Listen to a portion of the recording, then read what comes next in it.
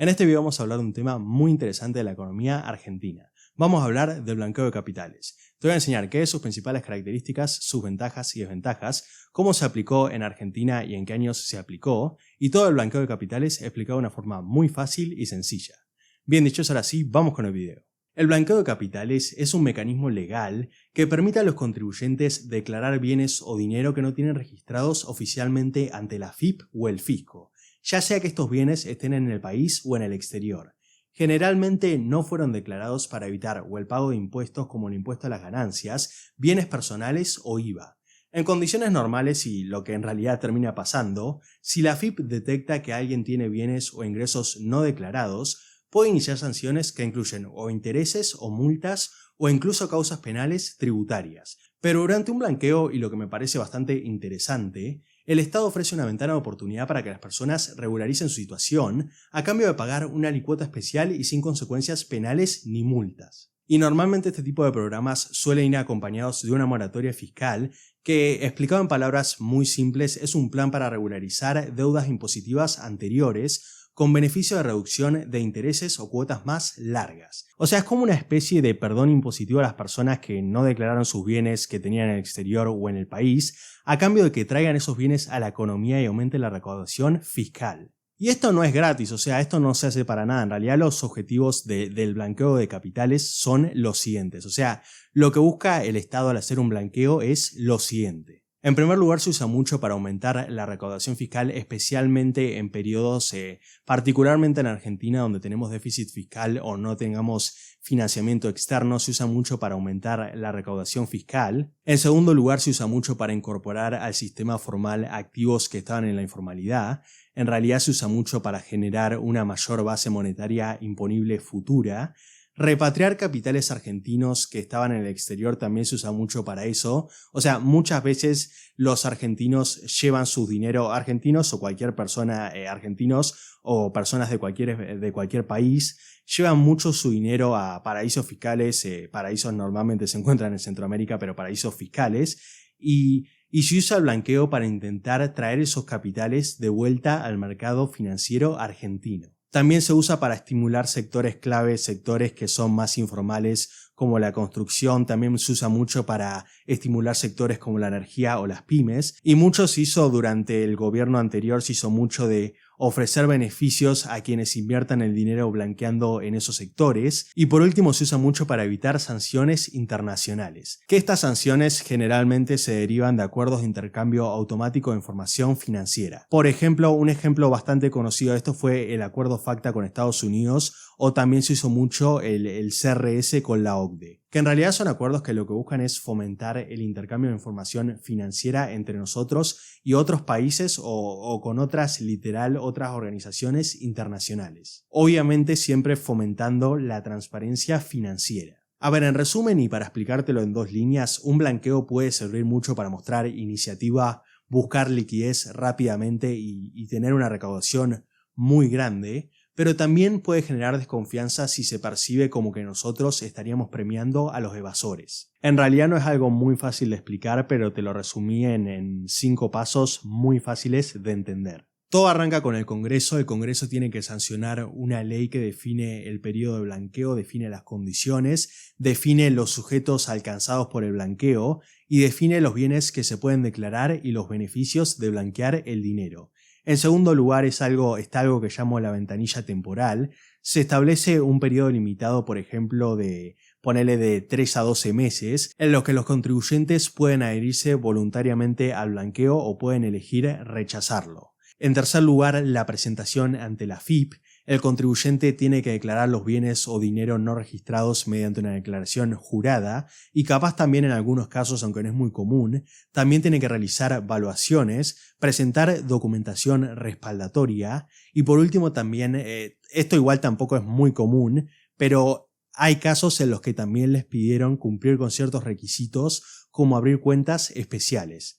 Te aviso que van a ser más de 4 pasos. Dije 4 pasos, pero se me fue un poco de mano cuando hice todos los pasos. El cuarto paso es el pago de los impuestos, según el tipo de bien que vos tengas, según su ubicación, que puede estar en el país o en el exterior, según la fecha de adhesión que te corresponda como pagador de impuestos, se te aplica un porcentaje del valor blanqueado como impuesto especial. En quinto lugar, los certificados o los comprobantes. Una vez que finaliza el proceso, el contribuyente, o vos, si es que estás mirando este video y te interesa el tema, obtenés un certificado de cumplimiento que te exime de pagar futuras inspecciones por esos bienes. O sea, simplemente te dice que no los tenés que blanquear nuevamente. En sexto lugar está la inversión opcional, como a mí me gusta llamarla, porque no es obligatoria. O sea, en algunos regímenes se permite o se exige invertir los fondos blanqueados en sectores específicos. A veces lo que te hacen es con este dinero que vos blanqueás, te piden invertir en bonos, en inmuebles o en fondos productivos para que ese dinero sea productivo para la economía y para el país. Y por último está el secreto fiscal.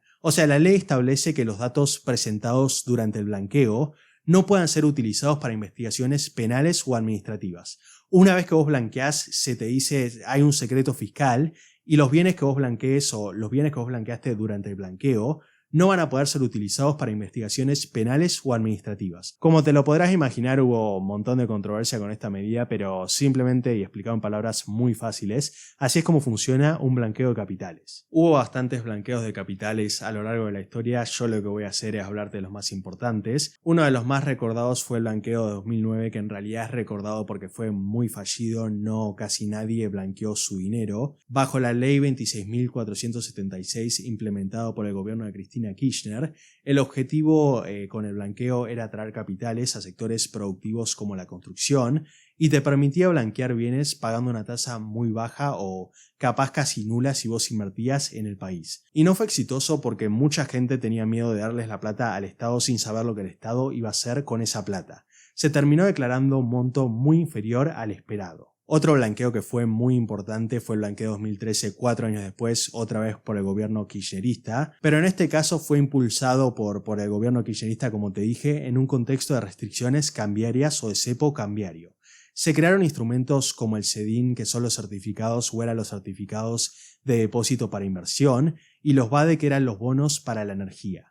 Fue muy criticado por la baja adhesión que hubo en el blanqueo, o sea, casi nadie fue a blanquear su dinero, y por permitir el ingreso de fondos en efectivo sin demasiados controles. O sea, cuando vos ibas a blanquear tu capital, casi no te hacían ni preguntas ni te verificaban mucho. Y la verdad fue muy parecido al anterior, no generó ingresos significativos ni tuvo mucho impacto en la economía. En tercer lugar, uno que fue también bastante conocido, en realidad son 4 de los que te voy a hablar, pero el tercero es el blanqueo 2016-2017 bajo el gobierno de Mauricio Macri, que en realidad fue recordado porque fue el más exitoso de la historia argentina, y digo exitoso porque se terminaron declarando activos por más de 116.000 millones de dólares, y lo bueno que tenía es que no solo te permitía blanquear plata en efectivo, sino también te permitía blanquear cuentas, propiedades, acciones y bonos. Obviamente que no te cobraba lo mismo para todos los bienes, en realidad iban variando entre el 5, 10 y 15%. Y otra cosa buena que tenía es que podías regularizar el efectivo depositándolo en cuentas especiales. Fue acompañado por una amplia moratoria fiscal y tuvo esta promesa falsa de que iba a haber estabilidad tributaria por 5 años. Y bueno, ya el último que se aplicó fue el que implementó Milei con la ley Bases, o sea,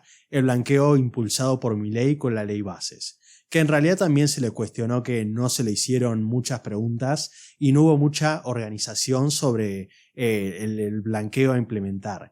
En realidad no hubo ni mucha organización, mucha gente fue muy desorganizada para llevar sus fondos y tampoco se hizo muchas preguntas sobre el origen de los fondos. O sea, como podrán ver, siempre es el mismo problema, que no se hacen preguntas o capaz no se discute mucho el origen de los fondos. Que en realidad lo que se critica es que mucho de ese dinero, como no sabemos de dónde es o ni siquiera se pregunta de dónde es, puede ser de actividades ilícitas o actividades ilegales. Y hay una lista específica de bienes que se pueden blanquear, y yo la resumí para que sea muy fácil y es la siguiente. Se puede blanquear obviamente dinero en efectivo no declarado, se puede blanquear cuentas bancarias en el país o en el exterior, se puede blanquear bienes inmuebles o muebles no registrados, o sea, todo no está registrado obviamente, pero lo aclaro obviamente. participaciones en sociedades, participaciones en fideicomisos, fondos comunes de inversión o participaciones en fondos comunes de inversión, acciones y bonos. También créditos y derechos de cobro que vos tengas sobre otra persona, o sea, puede ser la persona, puede ser física o jurídica. Y por último, bienes del hogar, obras de arte, vehículos, embarcaciones y aeronaves. O sea, cosas que son un poquito más extravagantes. Y no sé si lo mencioné, pero si vos querés blanquear, no es que llevas la plata y se la das al tipo y decís la quiero blanquear, sino que tenés que pagar determinados impuestos según el bien que vos quieras blanquear. Hice una lista de porcentajes, o sea, de cada porcentaje que te piden por cada bien que vos tengas no declarado, y les aviso que los porcentajes pueden variar, pero generalmente son los siguientes. Del 5 al 10% si se declara efectivo o bienes que estén en el exterior, o sea, normalmente tienen que estar en el exterior para que sean estos porcentajes. Del 15% o a veces más si las personas se adhieren en las últimas etapas del blanqueo, o capaz si no se repatrian los fondos, y algunas veces se te permite pagar el impuesto o con títulos públicos, o podés zafar de pagar el impuesto si haces inversiones en el sector económico argentino.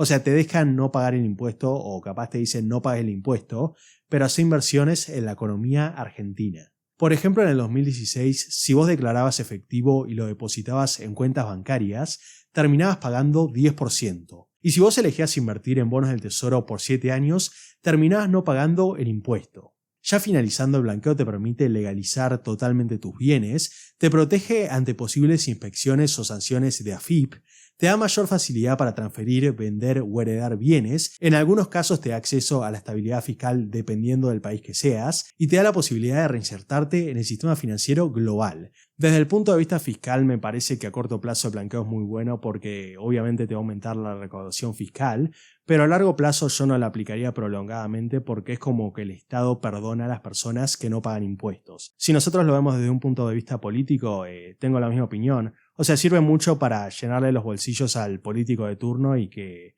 haga las políticas que prometió, pero creo que se sigue premiando a las personas que no hacen las cosas bien. Y si lo vemos desde un punto de vista ético, a ver, sirve que yo pague todos los impuestos, haga todo tiempo y capaz nunca me terminan premiando, y las personas que hacen las cosas mal, las personas que evaden impuestos, los terminan premiando. Entonces, ¿por qué yo los pagaría? Me parece que indirectamente va a fomentar a la evasión de impuestos. De todos modos, ya para ir finalizando, creo que es una herramienta bastante polémica por el origen de los fondos y por, en cierto sentido, premiar a personas que no hacen las cosas 100% bien, pero es una herramienta que se aplicó muy bien en Argentina. En Argentina fue utilizada muchas veces y seguramente lo sigue haciendo en el futuro. Si vos estás pensando en ingresar a un blanqueo, es fundamental informarte bien, entender los riesgos y beneficios y actuar con responsabilidad. Obviamente que todo lo dicho en el video es desde un punto de vista académico. Este video no es una recomendación a que vos blanquees, y siempre antes de hacer algún tipo de movida económica o consultá con tu experto en finanzas o consultá con un contador o con un experto en el tema. Si el video te ayudó a entender qué es el blanqueo de capitales y cómo funciona, no olvides dejarme un me gusta, suscribirte y compartir el video. Y no olvides que nada de esto es una recomendación de inversión, vos tenés que hacer tus propios análisis e invertir.